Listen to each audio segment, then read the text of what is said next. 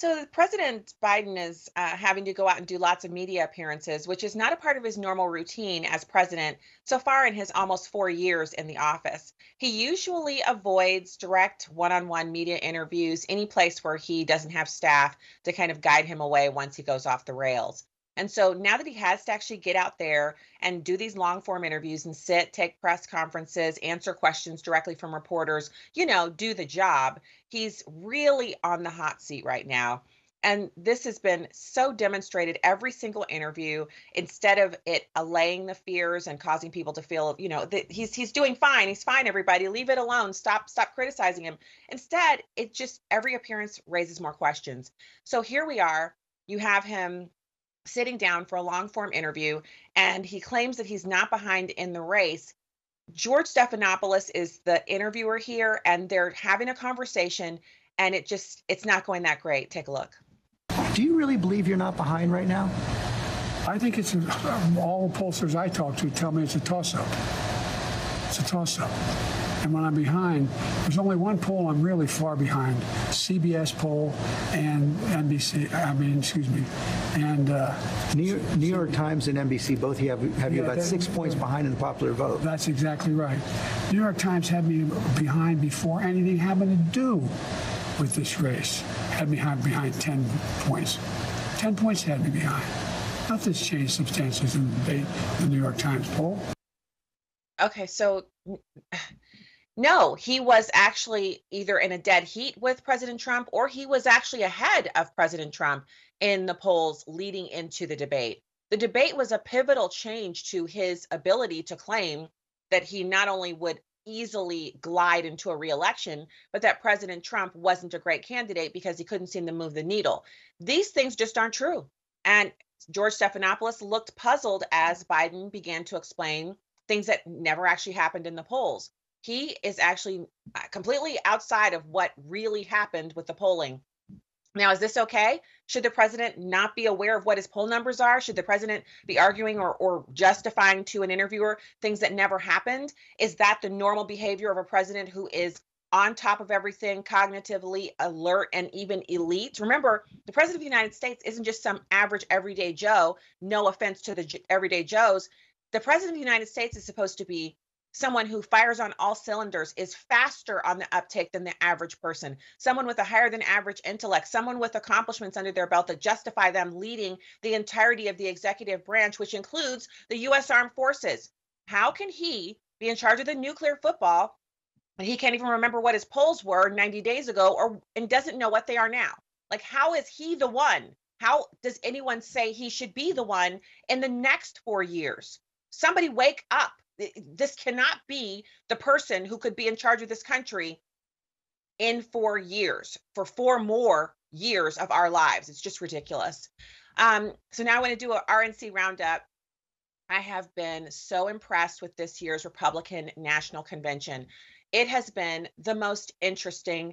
The regular, average, everyday people they've had on the stage every night have been fascinating. Some of them, their stories I already know because of what I do in media. Others, they're completely new to me. And there have even been some surprises, like having union representation from the Teamsters. That was an interesting interview. I want you to see the impact of these everyday people speaking, including Amber Rose. There was a big firestorm surrounding whether or not someone who her business is, she runs an OnlyFans account, and she has previously been very supportive of abortion and other cultural things that do not line up with the Republican Party platform. But she spoke at the convention and was compelling. I mean, she just came out with a simple speech. She talked about her own personal story, and it made an impact. And the reason why I'm not against it, I mean, you've seen me here on the show talk about how much I believe in God. I'm a Bible study nut. I'm a mom of 3 kids. I've been married for 28 years. I'm very conservative and traditional in my viewpoint, outlook, and lifestyle. So what do I have in common with Amber Rose? Not much. But do I want people like her to see the beauty of the lifestyle I just described, which is the one that is elucidated in previous Republican Party platforms? Do I want to see people of her age range looking at the policies that would benefit her, that might lead her to live more conservatively? Absolutely. And that's why her being on the stage was so important. not because I identify with her, but because millions of Americans who do identify with her actually will listen to what she has to say and possibly be ushered into a better way of life, which is voting for the GOP. So, watch Van Jones' reaction to Amber Rose. This was fascinating to me. This is how you change the composition of the electorate. Yeah, that was probably the most dangerous speak for the Democratic coalition. That is a young woman of color. She's describing the experience a lot of people have, feeling that maybe if you're around too many liberals, you might get criticized too much, or you might not be able to speak your mind.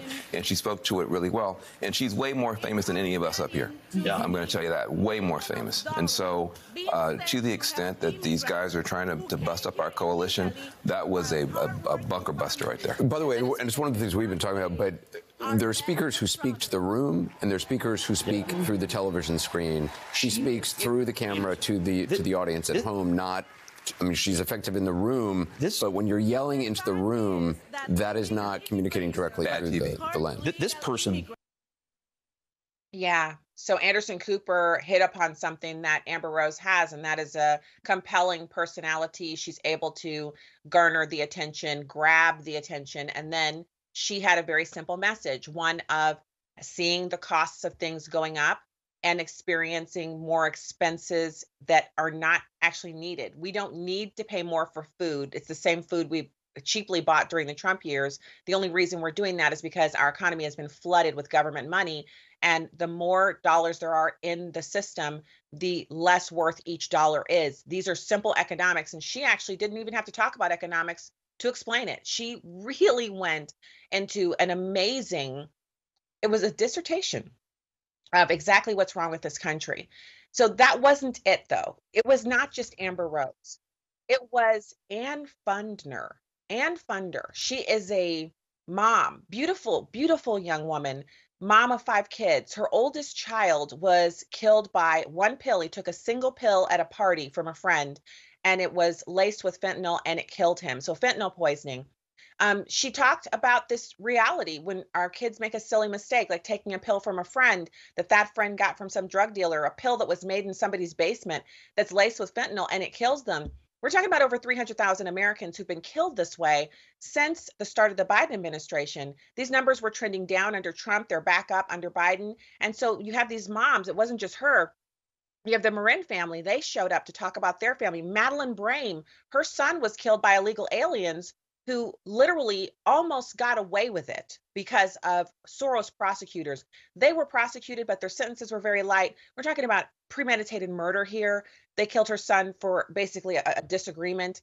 She talked. She was a mama bear on steroids. She just blazed through her speech, and it was riveting.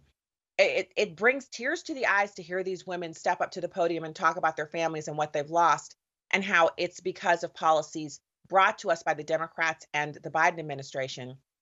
I felt like they were compelling. Of course, the junior senator from the state of Missouri, Eric Schmidt, was there. Senator Schmidt, he gave an amazing talk. But Governor Sarah Huckabee Sanders and Dr. Ben Carson were the ones who truly brought it home last night. I felt they were some of the best speakers of the evening outside of the average everyday Americans sharing their personal stories. I can't wait to see more tonight. Stay tuned in here for more RNC coverage. Up next, President Trump is back on all of the social medias. I will tell you more. I have the details after this.